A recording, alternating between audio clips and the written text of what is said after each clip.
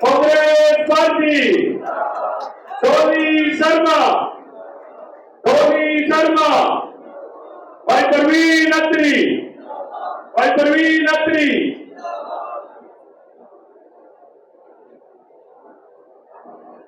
आपके बीच में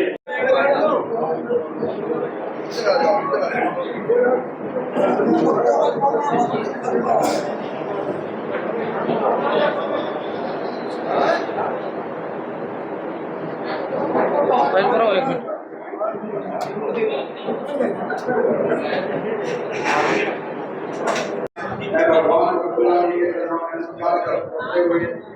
अपने समाज के और दूसरे समाज से आए हुए सभी जो भी जाति माता बहने जो यहाँ पर नल का यहाँ पहुँचने पर बहुत बहुत स्वागत और धन्यवाद करता हूँ। हमारा हिस्सा नहीं मिला, अब हमारा इतनी में सबसे बड़ा दावा है, क्योंकि हमारे परवीन अत्री जी 3-4 भाई है हमारे जो सारे एक्टिव होकर काम कर रहे हैं, तो उनके लिए पूरा जोर लगा दे, तभी हम बहन जी को समझेंगे कि बहन जी के ऊपर तक पहुंच जाए, क्योंकि हम कब तक इंतजार करेंगे।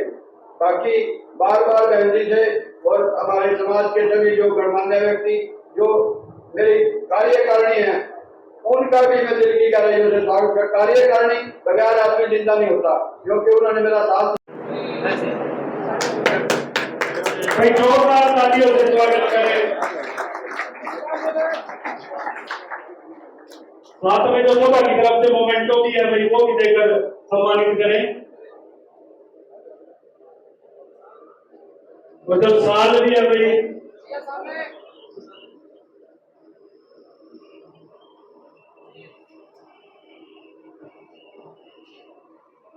जो साल है वो सोमदत्त शर्मा जी, वो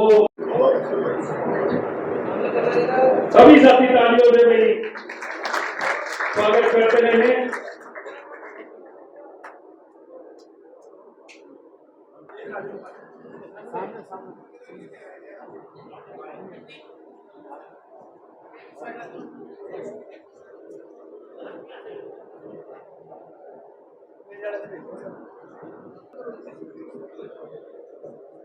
भाई बारी बारी से लेते रहे फोटो। भगवान परशुराम की जय।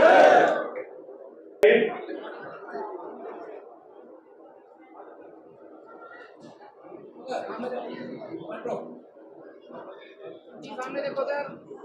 प्रवीण जी आप आएंगे।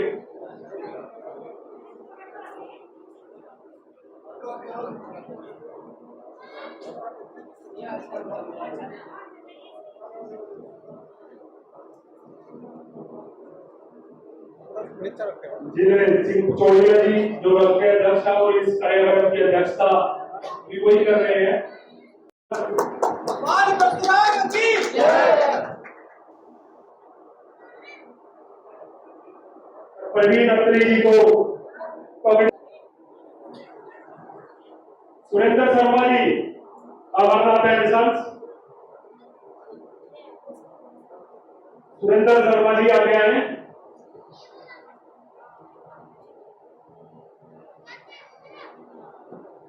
मोमेंटो लेकर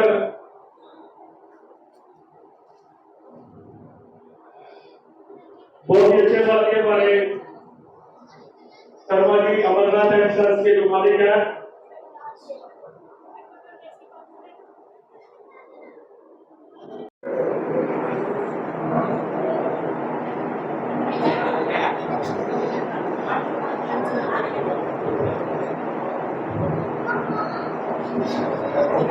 भाई साथियों ताली बजाकर जो हौसला बढ़ाया करते रहे।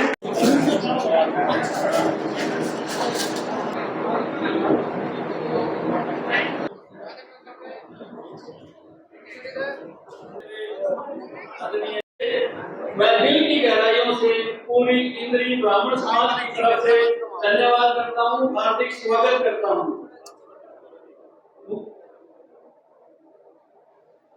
दिलबाग शर्मा जी करतारपुर, जनार्दन शर्मा जी, साहब सिंह जी, चौधरी रमेश कुमार जी, रामपाल जी, अशोक शर्मा लवकरी जी, करमवीर शर्मा लवकरी जी, एडवोकेट राकेश कोप सिंह, सीतामाई, राजेश शर्मा करसोड़ा, जनरल प्रधान मंत्री, श्याम मुरारी एक्स सरपंच, रामपाल शास्त्री कमालपुर रोड़ा, नरेंद्र पासवान जी, डॉक्टर ज्ञानचंद शर्मा जी, रामनाथ शर्मा जी, राजेंद्र शर्मा जी, सुशील पूजन सरपंच जी, मैं इन सब का यहाँ पे इंद्री ब्राह्मण सभा में पहुंचने पे हार्दिक स्वागत करता हूँ।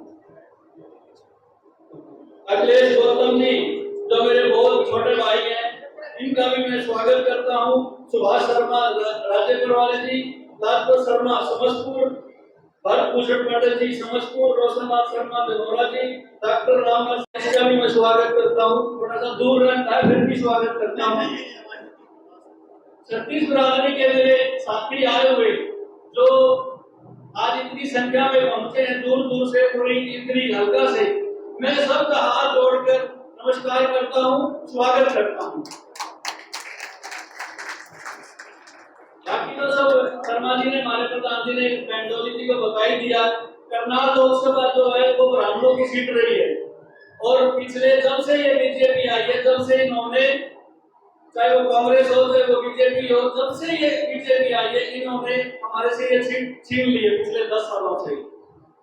मैं बेंडोली जी से निवेदन करता हूँ कि हमारे करनाल के अंदर 9 विधानसभा सीटें बनती हैं, उसमें इस बार जो इंद्री विधानसभा से एक ब्राह्मण को प्रत्याशी बना के भेजा जाए, ये मैं शीर्ष नेतृत्व से निवेदन करता हूँ।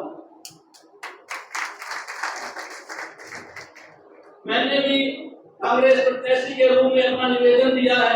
अगर कांग्रेस पार्टी मुझे उम्मीदवार बना के भेजती है तो इंद्री को नंबर 1 बना दूंगा, ये मेरा प्रॉमिस है आज। और जो समाज ने ये पगड़ी बना के मेरा मान सम्मान बढ़ाया है, आपकी इस पगड़ी की लाज रखूंगा पूरे हरियाणा के अंदर, कभी आपको झुकने नहीं दूंगा। चौधरी भूपेंद्र सिंह हुड्डा का नारा है कि हरियाणा नंबर 1 बनाना है फिर से, और मेरा एक नारा है कि अपनी विधानसभा इंद्री को नंबर 1 बनाना है। इंद्री विधानसभा के हर घर की आवाज बन के मैं विधानसभा में खड़ा होगा अगर आप लोगों ने मुझे मौका दिया तो। जितनी भी ये समस्याएं हैं जो इंद्री की पिछले 10 सालों में चल रही हैं, बीजेपी की सरकार रहे, 10 साल से इनके मंत्री भी रहे, विधायक भी रहे, आज तक हमारी बहन बेटियों के लिए यहाँ पे कॉलेज नहीं बनवा पाए। ये मेरा पहला उद्देश्य रहेगा कि इंद्री के अंदर मैं अपना लड़कियों का कॉलेज बनवाऊंगा। धनौरा का जो आपने सुना होगा ट्रेन का, जिससे सैकड़ों गांव प्रभावित होते हैं दूषित पानी से, मुख्यमंत्री की पहली कदम से वो काम करवा के लाऊंगा जी, आपसे प्रॉमिस करके जाता हूं। परिवहन की व्यवस्था है, आप पूरे इंद्री हल्के में देख लो सड़कों का क्या हाल है। पिछले 10 साल से ये इधर से अपना जो जमुना वाली बेल्ट है इसमें तो एक भी सड़क नहीं है, गौर हो गई थी सड़क। और जो नारा है हमारा कांग्रेस पार्टी का, उसपे हमारे हरियाणा में को हिसाब से जो 15 क्वेश्चन मांगे थे, आज तक बीजेपी ने उनका एक भी क्वेश्चन का जवाब नहीं दिया। तो मैं आप लोगों की आवाज बनने आया हूँ, आप लोगों का साथी बनने आया हूँ, आप लोगों का सेवक बनने आया हूँ। तो मैं ये चाहता हूँ कि अगर मुझे टिकट देके कांग्रेस इधर इंद्री विधानसभा के लिए प्रत्याशी के रूप में भेजती है तो मैं 36 बिरादरी का समर्थन लेने आया हूँ। और अगर मेरे साथ खड़े हो तो हाथ उठा के मेरे साथ देने की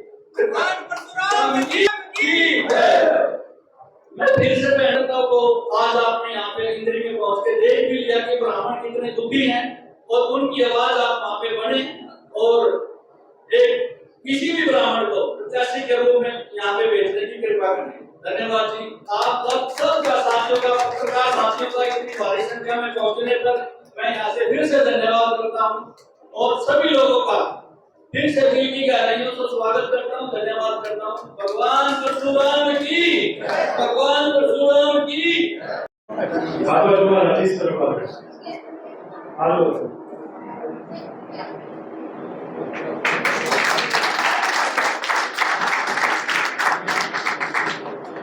देखिए कितना प्रेम है नरेंद्र जी का, स्पेशल नेपाल से लेकर आए हैं। बहुत बहुत धन्यवाद। और भगवान परशुराम जी के चरणों में नमन करते हुए आप सबका दिल से बहुत बहुत धन्यवाद करती हूँ, इतना आदर देने के लिए, इतना प्यार, इतना सत्कार देने के लिए। मेरा लगातार सबको सुन रही थी, अभी सब बोल रहे थे, तो आपसे एक बात कहना चाहती हूँ कि ब्राह्मण समाज से आती हूँ और ब्राह्मण समाज ने इस बेटी को इतना सम्मान दिया कि आज पार्टी के इस मंच पर रहकर रोज टीवी पर बोलने का मौका मिलता है, प्रतिनिधित्व करने का मौका मिलता है और बड़े बड़े विषय पे अपनी राय रखने का मौका मिलता है। तो ये पहली बार नहीं है या दूसरी बार नहीं है, कांग्रेस पार्टी हमेशा से ब्राह्मणों को सम्मान देती आई है। अभी ये पर्चा मुझे यहाँ भाई साहब ने दिया, इस पर्चे को ही अगर आप उठाकर देखने में चले, करनाल लोकसभा की अगर बात करूं तो जितनी बार ब्राह्मण प्रत्याशी अगर किसी ने दिया है तो वो कांग्रेस पार्टी ने दिया है। ये इतिहास है, ये इतिहास है ब्राह्मणों को आगे बढ़ाने का। इस सीट पर आप भाजपा के प्रत्याशी देख लीजिए और कांग्रेस के प्रत्याशी देख लीजिए, और अगर 17 में से 14 बार ब्राह्मण बना है उसमें ज्यादातर टिकट कांग्रेस ने ही दिए हैं। ये एक बहुत बड़ी बात है। मैं एक वाकया आपको बताना चाहूंगी, तो जरूरी है समाज को पता चलना। इंदिरा जी के पास एक बार एक ब्राह्मणों का प्रतिनिधित्व गया मिलने दिल्ली, तो इंदिरा जी से उन्होंने पूछा कि आपने ब्राह्मणों के लिए क्या किया। तो इंदिरा जी ने कहा कि मैंने इतने 23 मुख्यमंत्री, 23 प्रदेशों के मुख्यमंत्री एक बार में ब्राह्मण बनाए हैं, किसी और ने बनाया उनको बता देना। तो ये शक्ति सिर्फ कांग्रेस पार्टी में है, जो सिर्फ ब्राह्मणों के साथ नहीं, हर किसी के साथ न्याय करने का काम करती है। इंदिरा जी ने कहा कि मैंने उनको आगे बढ़ाया, अब उनकी जिम्मेदारी है कि वो और ब्राह्मणों को आगे बढ़ाए। तो जिस तरीके से हमारी पार्टी हमें मान देती है, सम्मान देती है, और मेरे पास जब लगातार यहाँ से मेरे बड़े भाई आए, हम बड़े भाइयों के नाम नहीं लेते, तो जब बड़े भाई हर बार मेरे पास आए अग्नि जी, तो मैंने उन्हें कहा कि पार्टी ने हमें आगे बढ़ाया है, हम पूरी जान लगा देंगे ताकि अपने समाज से और लोग आगे आए, और लोग प्रतिनिधित्व करें, और लोग काम करें, समाज का नाम करें। समाज में जो लोग आज परेशान हैं कहीं ना कहीं, जिनको आज देखिए युवा कितना परेशान है बेरोजगारी से, उसमें कितनी संख्या ब्राह्मण युवाओं की है जिन्हें नौकरियां नहीं मिल रही है कि नहीं है? है कि नहीं है? हरियाणा में भी हो रहा है लगातार कि नहीं हो रहा है? अभी मैं किसी से बात कर रही थी तो मुझे किसी ने बताया कि नौकरी में किस तरीके से हरियाणा में धांधली हो रही है। तो शोषण तो ब्राह्मणों का जितना इस पार्टी में हुआ है, भारतीय जनता पार्टी में उतना कभी नहीं हुआ, कभी नहीं हुआ। और मैं मानती हूँ कि कोई और करेगा भी नहीं इतना, जितना भारतीय जनता पार्टी ने ब्राह्मणों का शोषण किया है। उत्तर प्रदेश से आती हूँ, उत्तर प्रदेश में आप देखिए, जैसे ही शपथ हुई योगी आदित्यनाथ की, कहीं ये ब्राह्मण की हत्या, कहीं वो ब्राह्मण की हत्या, कभी वो ब्राह्मण की हत्या, रोज ये किस्से आए सबके सामने। तो ब्राह्मणों का शोषण जिस तरीके से इस सरकार में हुआ है ऐसा कभी नहीं हुआ। और मैंने आपको बताया, ये कागज गवाह है कि ब्राह्मणों को बढ़ाने का काम कांग्रेस पार्टी ने लगातार किया है। और मैं आपसे ये भी कहकर जाना चाहूंगी, आज हमारे नेता लगातार कहते हैं, जब वो जाति जनगणना की बात करते हैं तो वो सिर्फ कुछ जातियों की बात नहीं करते, वो इसलिए कहते हैं कि जैसे हरियाणा में ही 12% ब्राह्मण है, उस हिसाब से हरियाणा को प्रतिनिधित्व नहीं मिलता, ब्राह्मणों को प्रतिनिधित्व नहीं मिलता हरियाणा में। 10 साल से भाजपा सत्ता में है, आप देखिए।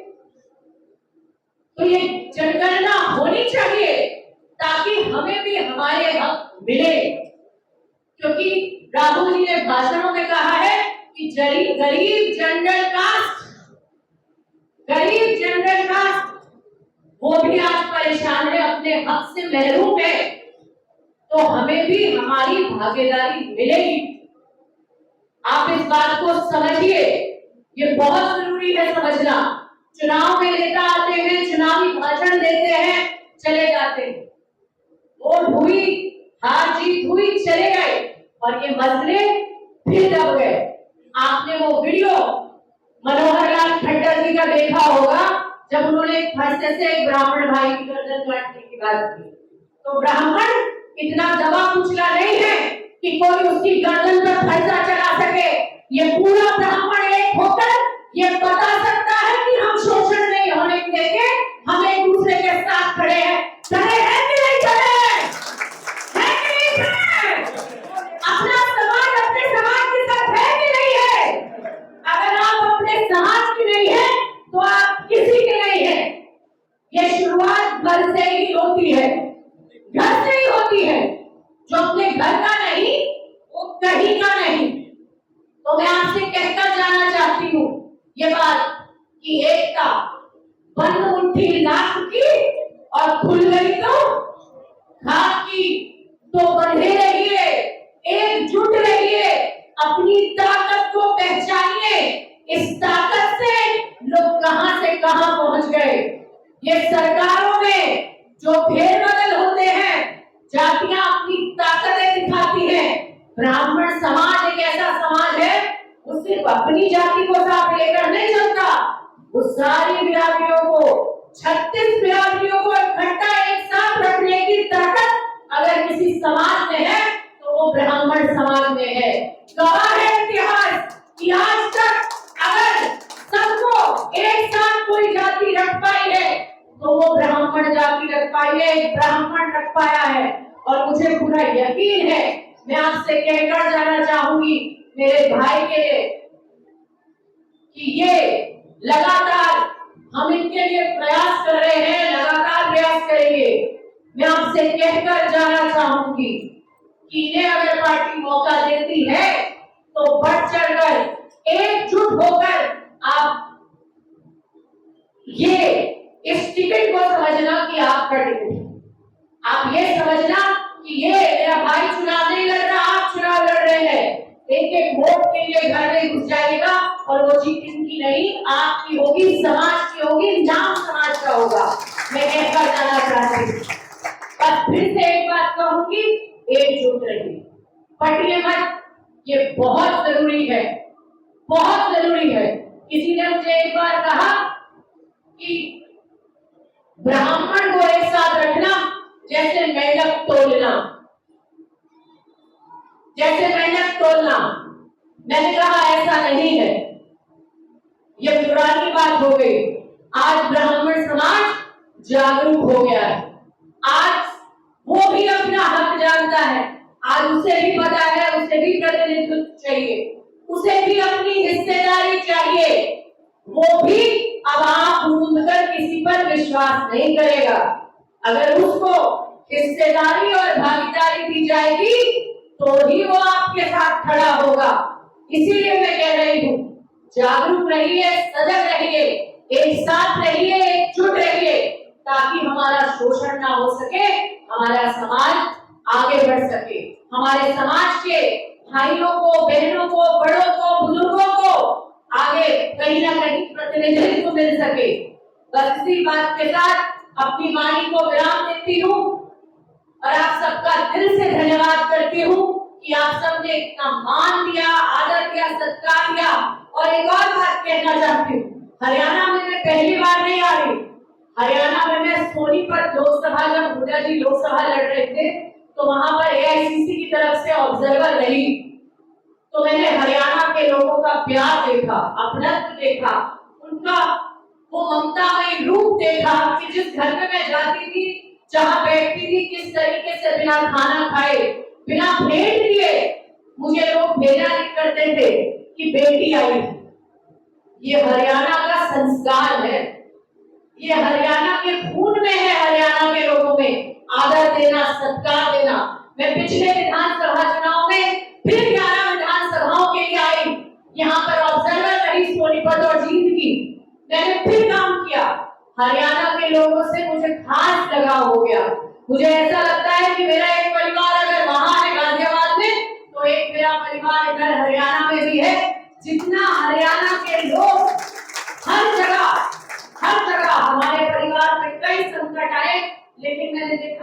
हरियाणा के लोगों की तादाद जिस तरीके से मेरे घर के लिए सुख दुख में खड़ी रही, तो ये आज हमारा भी फर्ज बनता है, ये अपनत्व, ये प्यार, ये मान, ये सम्मान जो आपने देकर अपनी जगह बनाई है, मैं आपसे कहना चाहती हूँ, एक नेता के तौर पर नहीं, एक बेटी के तौर पर, बहन के तौर पर, आपको कहीं मेरी जरूरत पड़े, आज भी और आज के बाद भी आप याद कीजिएगा, मैं आपके बीच में खड़ी पाऊंगी।